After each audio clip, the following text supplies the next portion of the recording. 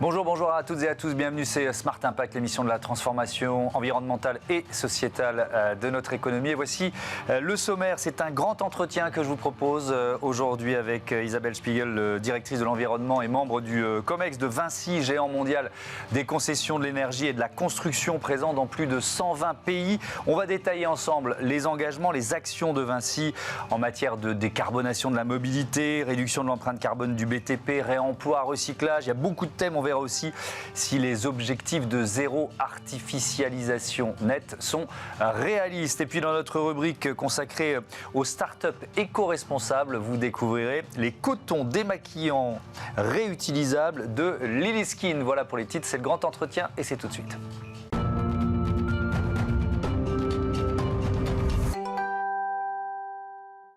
Bonjour Isabelle Spiegel, bienvenue. Bonjour. Vous êtes donc la directrice de l'environnement, membre du COMEX de Vinci. Tiens, je démarre par ça. Est-ce que c'est important d'être présente au comité exécutif? Est-ce que ça veut dire que ces enjeux de développement durable, ils sont de protection du climat, de la biodiversité, ils sont devenus stratégiques pour Vinci? Ah oui, évidemment. Évidemment, les enjeux sont stratégiques et la décision effectivement d'avoir une fonction sur l'environnement à temps plein au niveau du comité exécutif montre bien l'importance de l'enjeu en fait. Ouais. Il est pris au niveau des instances de direction, au plus haut niveau, parce que c'est un enjeu stratégique. Ouais. Ça veut dire que votre interlocuteur direct, c'est le grand patron. Enfin, je veux juste qu'on soit bien précis là-dessus et qu'on comprenne bien ce que ça change, quoi. C'est exactement ça. Oui. Je rapporte à Xavier Huillard, ouais. PDG de Vinci. Ouais. Est-ce que vous les datez, c'est une prise de conscience, c'est un virage, vous les datez de quelle époque chez Vinci? Alors la prise de conscience du fait qu'il fallait accélérer, elle date de 2018-2019, avec d'abord une première décision qui a été de séparer quelque part la fonction développement durable en plusieurs morceaux et donc de recruter une directrice de l'environnement, en l'occurrence moi, je suis arrivée en 2019 dans le groupe, pour porter vraiment l'environnement et pour donner un coup d'accélération sur ces enjeux-là. Ça veut dire qu'on continue à piloter évidemment les enjeux sociaux, sociétaux, qui sont tout aussi importants. On est plus dans la continuité et porté par la DRH. Donc je dirais même qu'au niveau du comité exécutif, on a deux fonctions quasi à plein temps sur les enjeux de développement durable. Alors on va s'appuyer sur des enjeux de réduction des émissions de Vinci, émissions directes, scope 1 et 2, et puis émissions indirectes. D'abord, je regarde les émissions directes. L'objectif, c'est moins 40% d'ici 2030, et l'année de référence, c'était 2018. Vous en êtes où aujourd'hui ? Déjà un point d'étape. Alors aujourd'hui, on a acté le passage à l'action, donc le fait d'accélérer et de pouvoir commencer à diminuer nos réductions, nos émissions, pardon. Oui. Donc on est à moins 13% d'émissions réduites de 2018 à 2022. Je dirais qu'on est dans la trajectoire qu'on s'était fixée, en démarrant un tout petit peu plus faiblement que sur la fin, parce qu'on a aussi de l'inertie dans le fait de mettre la mécanique et logique, la machine en mouvement. Donc voilà, on est en ligne avec cette trajectoire. Moins 40%, il est tenable, quoi. Alors il est tenable d'autant plus que la manière dont on l'a construit, c'est effectivement d'avoir fait une approche un peu bottom-up, en listant des actions, et pour chacune des actions, de se dire voilà, jusqu'où on peut la déployer, combien ça nous fait gagner de réduction d'émissions et quels sont aussi les investissements. Et on a chiffré un retour sur investissement. Donc quand la décision a été prise de s'engager sur les 40%, il y a toujours une part d'incertitude, évidemment, mais je dirais que les patrons de chacun des pôles d'activité sont engagés sur cet objectif. Quel est le poste qui permet le plus d'atteindre cet objectif, qui est le plus efficace en quelque sorte? Ce qui est compliqué en environnement, c'est qu'il n'y a pas une recette magique. Il n'y a pas la botte secrète, quoi. Voilà. Ça. Donc en fait, c'est un cumul de postes. On a une grosse flotte de véhicules. Donc c'est 40 000 véhicules en France, 80 000 quasiment dans le monde. Donc effectivement, l'électrification des véhicules, ça va aider. Ça doit se combiner à de l'éco-conduite, évidemment. Ça va être sur les postes industriels. Donc on a notamment dans la production de bitume des unités industrielles. Donc là, c'est fortement consommateur d'énergie. Et donc on combine à la fois de l'efficacité énergétique pour réduire les consommations et de la décarbonation, passer à l'électricité renouvelable. L'électricité que vous consommez aujourd'hui, elle est d'origine renouvelable à 38%. Ça, c'est le chiffre 2022. Là aussi, alors tout le monde cherche de l'électricité verte. Donc, c'est pas si facile d'augmenter ce niveau. Comment vous faites pour sourcer l'électricité verte? Alors d'abord, on a une structuration, je dirais, au niveau des achats, et donc on mutualise, on va dire, un certain nombre d'achats pour pouvoir avoir de la capacité. Ouais. Ensuite, c'est surtout qu'on démultiplie les sources d'électricité, et on a un certain nombre de sites qui autoproduisent leur électricité ou une partie de leur électricité par l'installation de panneaux photovoltaïques. Donc c'est sur des usines, c'est sur nos bâtiments de plus en plus, avec une Eliof par exemple qui vient de se lancer pour Vinci Énergie. C'est dans nos concessions, donc aux alentours de nos aéroports notamment, c'est Sunmind avec une première grande installation à Faro qui a été installée et qui produit en fait des mégawatts au Portugal, depuis l'année dernière. Au Portugal, exactement. Ouais. Voilà. Alors on va y revenir là-dessus.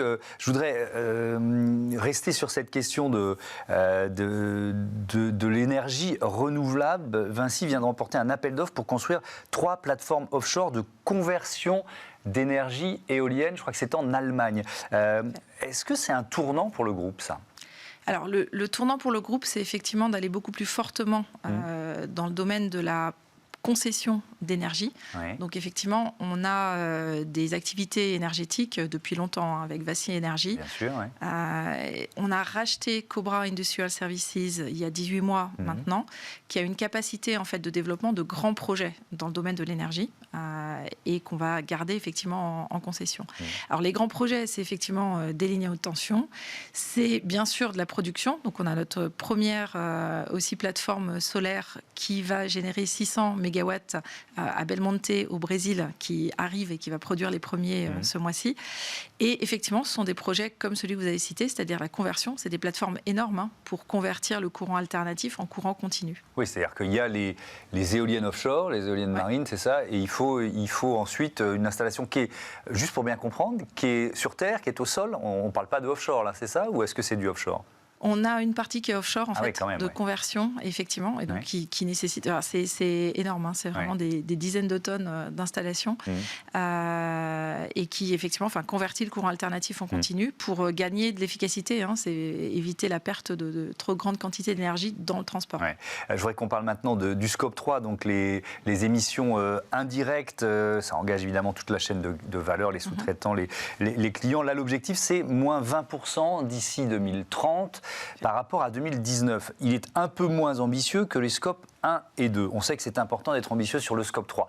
Ça veut dire quoi ? C'est plus difficile d'entraîner tous ses partenaires, d'entraîner toute sa chaîne de valeur, oui, mécaniquement ? Oui, et évidemment, je dirais que le scope 3, on a pris un choix d'avoir un objectif sur l'ensemble de notre scope 3, alors qu'il serait possible en fait d'en prendre qu'une certaine partie. Donc nous, on a plutôt décidé de prendre l'ensemble du scope 3. Et effectivement, l'objectif est ambitieux en étant à moins 20%, mais effectivement, le chiffre est moins important parce que c'est nos impacts indirects. Donc vous voyez bien que sur les autoroutes, on va toucher au trafic directement. Donc c'est l'impact de nos usagers sur les autoroutes, en fait. Donc aujourd'hui, on estime avoir une responsabilité et une influence à mener sur ce trafic-là, qui n'est pas complète, mais c'est par exemple de démultiplier l'installation de bornes de recharge électrique pour qu'un véhicule électrique léger puisse sans aucun problème prendre, y compris l'autoroute. Ouais, alors là aussi, je pense que la réponse est compliquée vu l'ampleur et la multiplicité des secteurs dans lesquels Vinci travaille. Mais est-ce qu'il y a des secteurs d'activité où c'est plus facile d'embarquer sa chaîne de valeur que d'autres ? Alors, je ne sais pas si c'est plus facile. En fait, on est un petit peu tous dans le même état d'esprit, les entreprises, à se dire aujourd'hui, on est dans le temps de l'action aussi. Donc, il faut avancer, et il faut avancer ensemble. Il y a encore beaucoup de freins comportementaux, etc., qui fait que ce n'est pas facile de passer de quelques démonstrations exemplaires à vraiment de la généralisation. Ensuite, nous, sur notre scope 3, on s'est concentré sur certaines actions phares sur lesquelles on estime pouvoir pousser un peu plus loin aussi la démarche du secteur. Donc sur les matériaux, c'est de se concentrer sur quelques matériaux sur lesquels, par contre, si je prends le cas du béton, on travaille en partenariat avec des fournisseurs, donc de ciment, de béton, etc. Et quelque part, on construit à la fois une feuille de route commune et on tire en donnant le petit coup complémentaire qui nous permettra d'atteindre nos objectifs de réduction. Je voudrais qu'on parle de biodiversité, parce que la biodiversité, elle est pendant longtemps passée un peu sous les radars médiatiques et politiques. Ça fait peut-être quoi, depuis le début de cette décennie 2020 qu'on en parle au même titre que le climat. il y a aussi un engagement global de Vinci sur la biodiversité. Ça rentre évidemment dans votre périmètre. Alors, il y a un engagement global sur la biodiversité. Il est difficilement quantifiable. Comparé au gaz à effet de serre, je dirais, on peut réduire et faire un calcul chaque année. Parce qu'il n'y a pas d'indicateur commun évident et internationalement reconnu sur la biodiversité. Et c'est d'ailleurs sans doute l'une des raisons pour lesquelles ça passait un peu sous les radars. Tout à fait. Ouais, c'est beaucoup plus difficile. Mais on a un objectif de tendre vers le zéro perte nette de biodiversité. Voilà, c'est un tendre vers parce qu'il faut d'abord le définir, mais ensuite qui va passer par un certain nombre de relais spécifiques. Donc, par exemple, limiter l'action de produits phytosanitaires, on a un engagement zéro produits phytosanitaires utilisés. Okay. Par exemple, dans les aéroports, parce que c'est des espaces importants, les aéroports. Donc, vous y êtes déjà. Il y a encore un peu de phytosanitaire dans les aéroports. On va compter le nombre de sites qui sont effectivement aujourd'hui déjà dans un engagement zéro phyto. Et on est à 18 sites, je crois, sur 47, 48 plateformes. Okay. Voilà. Donc, en fait, on met en œuvre des techniques mécaniques, principalement, effectivement, pour lutter contre les espèces invasives, pour tondre, etc., sans usage, effectivement, de produits phytosanitaires. Ça veut dire plus de travail, plus de main-d'œuvre, plus de temps passé, parce que là, vous tombez dans des logiques qui sont des logiques presque d'agriculture biologique, quoi. Oui, mais en partie. Et donc, ça veut dire travailler avec les bons partenaires aussi. Ce n'est pas nécessairement uniquement nos équipes. C'est tous les délaissés d'autoroute également. Donc oui, ça nous fait faire des pas de côté sur, quelque part, des nouvelles activités qui peuvent être aussi un bénéfice pour des nouveaux métiers, comme la renaturation, le génie écologique sur lequel on se positionne d'un point de vue business. Et alors sur les autoroutes, c'est le symbole absolu de la voiture triomphante, l'autoroute évidemment, qu'est-ce que vous faites pour la biodiversité ? Est-ce qu'on peut agir pour la biodiversité dans un environnement comme celui-là ? Oui, alors je pense que sur la biodiversité, on a commencé par, il y a quelques années, on va dire, ou il y a 20 ans, à respecter la réglementation. Et en fait, à se rendre compte qu'effectivement, l'impact majeur sur la biodiversité des autoroutes, c'est la rupture de continuité écologique. Ouais. Donc, ça fait, je dirais, plus de 20 ans qu'on a des écoponts et qu'on travaille en fait sur le fait que les espèces puissent déjà traverser l'autoroute sans aucun problème. Donc, je dirais qu'on a effectivement un suivi et des compétences et une expérience réelle sur ces questions-là. Aujourd'hui, en 2023, on va beaucoup plus loin. Je viens de citer le mot de renaturation. Ouais. Et effectivement, on a un plan pour Vinci Autoroute de 200 actions de renaturation, c'est-à-dire pour utiliser et valoriser les délaissés d'autoroute. Vous voyez tout ce foncier qui est à côté des autoroutes. Et c'est quasiment 500 hectares qu'on va pouvoir renaturer. Alors, soit sur des hectares qui ont été imperméabilisés, des parkings, sur nos centres d'exploitation sur lesquels on se dit il y a un petit peu trop de surface, donc on peut décaper et redonner à la nature. Ouais. Soit effectivement de refaire sur les parties délaissées des poches en fait, de renaturation, de puits de carbone, de biodiversité ou encore de production de solaire. Mais là, je sors du champ de la biodiversité. Oui, au moins, on va y revenir au solaire, évidemment. Par exemple, supprimer des péages sans système de barrière, ça peut permettre de regagner du terrain, de l'espace, de revégétaliser ces mètres carrés ou ces hectares. C'est un très bon exemple, effectivement. Et on a des réalisations en fait ailleurs qu'en France pour le coup. Mais effectivement, technologiquement, on sait faire. On sait effectivement faire payer sans barrière.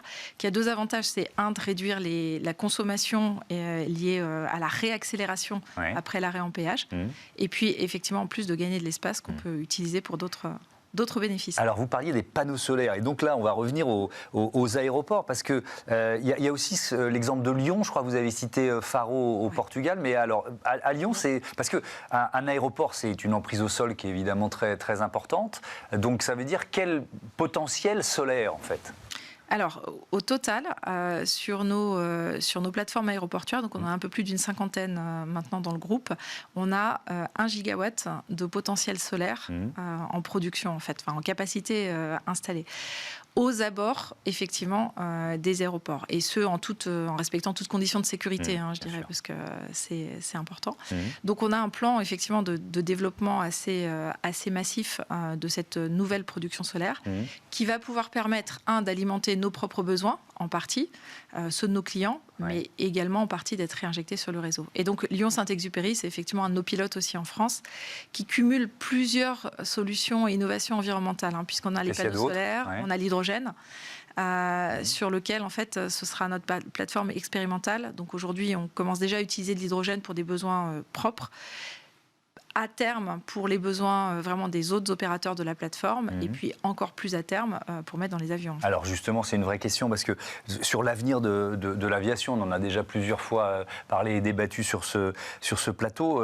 Est-ce que c'est cohérent d'imaginer une croissance continue du trafic aérien sans solution de décarbonation efficiente dès aujourd'hui? Vous voyez ce que je veux dire? Parce qu'aujourd'hui, on est à 4 milliards, 5 millions, on revient à peu près au chiffre d'avant Covid. Moi, je vois des projections d'aller jusqu'à 10 milliards de passagers transportés chaque année. Est-ce que c'est cohérent, ça?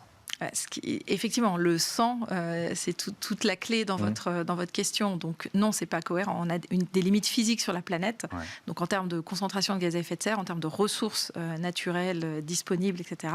Et donc c'est bien conscient de ces limites-là qu'on va devoir tout mettre en œuvre pour continuer à développer des activités, à faire vivre les habitants de la planète. C'est bien l'objectif commun. Donc ça veut dire que par rapport à l'aérien, oui, on a un enjeu très très fort parce que les technologies ne sont pas toutes encore disponibles. Voilà. Et donc, nous, notre rôle en tant qu'opérateur de plateforme aérienne, c'est d'être capable vraiment de les mettre en œuvre dès qu'elles sont prêtes. Donc, si je parle donc effectivement d'avoir des plans de décarbonation effectivement forts du trafic aérien, et toujours dans cette logique de budget carbone quelque part, parce qu'il y a des technologies qui arrivent un peu tard, donc il faut pouvoir les substituer par des technologies plus court terme. Et donc je vais dire par exemple l'hydrogène arrivera.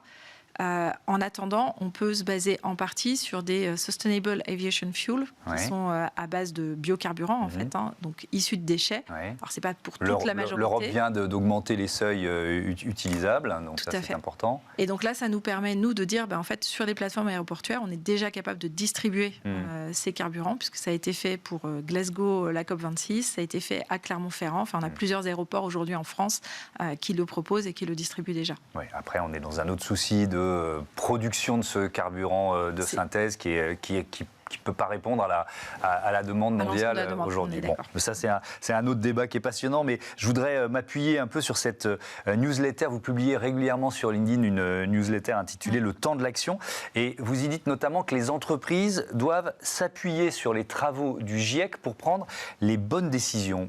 Pourquoi ? Expliquez-nous. Mais je crois que le GIEC a un intérêt, c'est de faire d'abord la synthèse d'état scientifique des connaissances.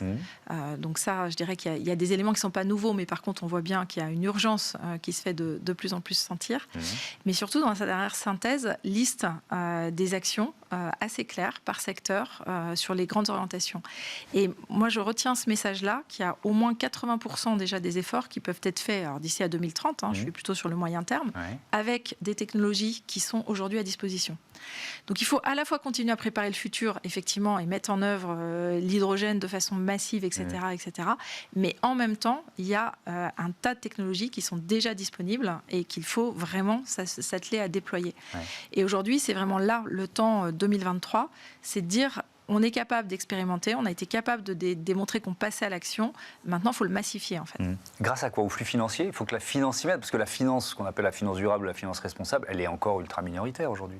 Alors, bien sûr, la finance, et donc il y a la taxonomie, il y a un certain nombre de dispositifs, on va dire, réglementaires qui vont réussir à flécher de plus en plus des investissements. Mais je pense qu'après, c'est aussi la peur du changement qui, parfois, nous empêche d'avancer. En tout cas, dans les métiers du BTP, c'est aussi un historique de fonctionnement sur des appels d'offres, des lots, etc. Et parfois, il faut savoir faire quelques pas de côté pour oser, effectivement, mettre en œuvre, par exemple, une route à 100% cyclée. Voilà. Donc il y a des réalisations techniques qui aujourd'hui fonctionnent, qu'on a mis en œuvre chez nous, chez Vinci Autoroute, et qui, pour se déployer, méritent aussi d'être connues, en fait. Et puisqu'on parle de flux financiers, est-ce que ça veut dire arrêter de financer les nouveaux projets d'extension d'hydrocarbures, par exemple ? C'est des grandes questions. C'est comment on arrive sur la planète à tenir effectivement dans les limites. Donc je pense que ça peut aller jusque-là.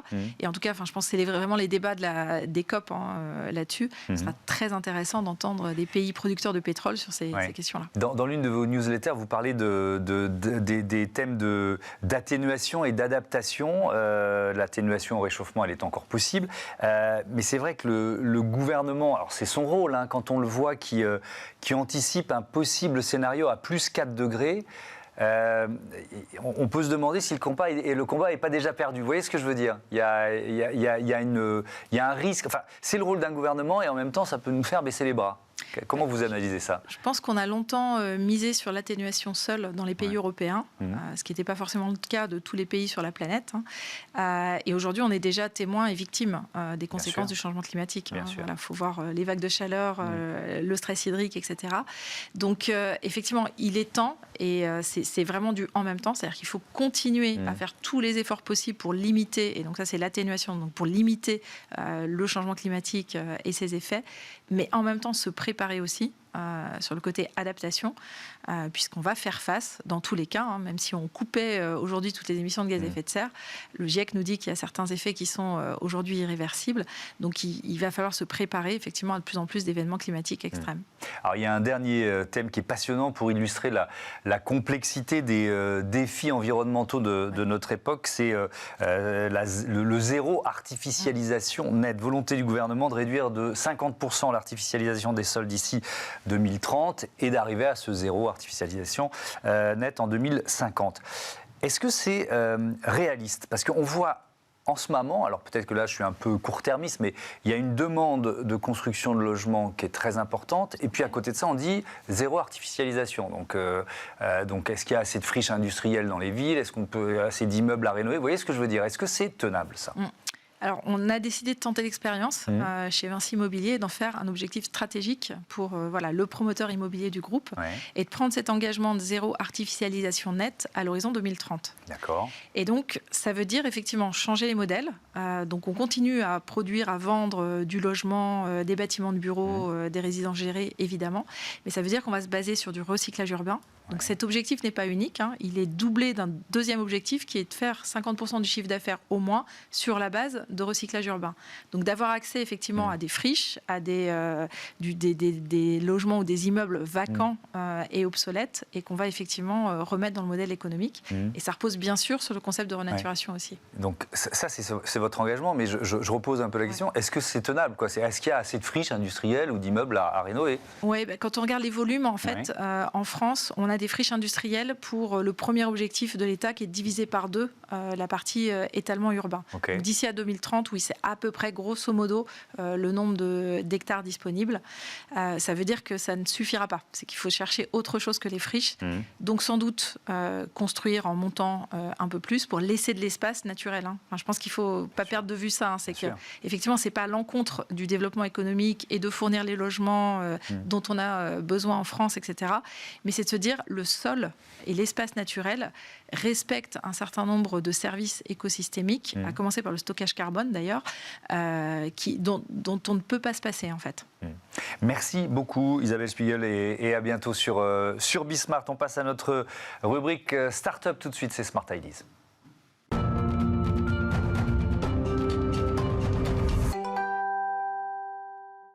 Smart Ideas avec Christophe Navarro, bonjour, bienvenue. Bonjour, merci. Vous êtes le cofondateur de Lilyskin, créé en octobre 2020 avec votre compagne, votre épouse Alizée Navarro. C'est quoi l'idée de départ? Qu'est-ce qui vous a donné le déclic là? Alors l'idée de départ, c'est que on est parti d'un constat très simple, c'est que par rapport au coton démaquillant, on s'est rendu compte qu'il était impossible de pouvoir stopper la pollution de coton démaquillant si les alternatives qu'on propose en face ne sont pas mieux que le produit jetable de base. Donc du coup, on a commencé à réfléchir à ça et on s'est entouré d'experts, donc de dermatos et de spécialistes textiles pour nous aider à développer une alternative au coton réutilisable lavable qui existait déjà, mais qui ne serait pas ni rêche, qui ne sortirait pas tout rabougri de la machine à laver, et surtout qui fonctionne qu'avec de l'eau, donc sans lotion, pour éviter la pollution plastique liée aux lotions. Peut-être qu'on peut partir du constat, l'impact écologique déjà des cotons démaquillants jetables, peut-être avant de parler énorme, de l'alternative qui n'est pas super satisfaisante. Tout à fait, c'est vrai que c'est énorme. Alors je ne sais pas si je vous fais une petite devinette, est-ce que vous savez combien on jette de coton démaquillant par an en France? Non, je sais que moi qui me démaquille, parce que mon métier fait que je suis maquillé, j'essaye d'en utiliser moins qu'avant, de réduire, mais je suis incapable de répondre à cette question. Il n'y a pas de souci. En gros, on jette plus d'1 milliard de coton démaquillant par an, juste en France, on ne parle que de la France. Et donc, déjà en soi, le coton en lui-même, c'est déjà un déchet, donc déjà ça pollue énormément. Et ce qui est surtout compliqué, c'est que c'est très énergivore en termes de ressources. C'est-à-dire que, par exemple, pour produire 1 kg de coton, il faut 4500 litres d'eau. Et 4500 litres d'eau, par exemple, c'est comme si vous preniez une douche tous les jours pendant plus de 2 mois. Okay. Donc pour un seul paquet de coton. Okay. Et en plus de ça, un coton, ça démaquille pas tout seul, donc il faut y mettre des lotions et du plastique. Alors, votre alternative, plus sympa que les précédentes, sur quoi elle repose? Alors, elle repose sur plusieurs points. La première chose, c'est qu'on a essayé de faire quelque chose de plus doux. Tout simplement parce que justement pour éviter ce côté rêche. En gros, vraiment notre mission, c'est d'arriver à prendre soin de votre peau et prendre soin de la planète en même temps. Et donc en gros, le but, c'est vraiment de proposer la meilleure expérience possible quand vous allez vouloir passer au réutilisable pour que vous ne reviendrez jamais en fait au coton jetable. Donc du coup, nous, on a une microfibre qui a été brevetée, donc on a travaillé avec des experts et qui fonctionne un petit peu, je ne sais pas si vous avez déjà fait l'expérience d'un sucre qu'on trempe dans un café, vous voyez le café qui monte dans le sucre, on fait souvent ça aux enfants. C'est exactement le même principe. Ça s'appelle un canard. Voilà, c'est ça, un canard. Et donc c'est le principe de capillarité, c'est-à-dire que notre microfibre, elle marche exactement de la même manière. C'est pas l'eau en fait qui démaquille, c'est vraiment la microfibre qui est activée par l'eau, va activer les petits poils qui vont se comporter un petit peu comme des mini ventouses et qui vont retirer votre maquillage sans avoir besoin de lotion. D'accord.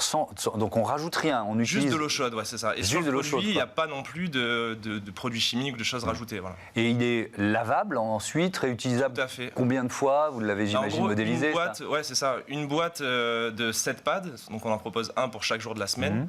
Ça dure à peu près 5 ans. De durée de vie et donc on peut les laver bien entendu à la machine à laver avec le reste de son linge, donc en plus de ça on surconsomme pas en faisant exprès un lavage pour les pads. Donc on a parlé du bilan carbone des cotons démaquillants. Quand on compare à usage identique, vous avez pu modéliser la différence entre votre solution et la solution, on va dire, traditionnelle? Nous on a fait notre calcul déjà. En fait ce qu'il faut comprendre c'est que c'est très simple, c'est que en gros une fois que vous avez votre boîte, pendant 5 ans, vous n'allez plus rien acheter du tout et plus rien jeter du tout non plus. Bon, déjà, économiquement, c'est plus intéressant. Économiquement, bien sûr, c'est ça. C'est vraiment, ça vous revient à 50 centimes par mois à peu près. Une boîte coûte un peu moins de 30 € et ça revient à 50 centimes par mois. C'est 20 fois moins cher en fait que des cotons et des lotions de supermarché.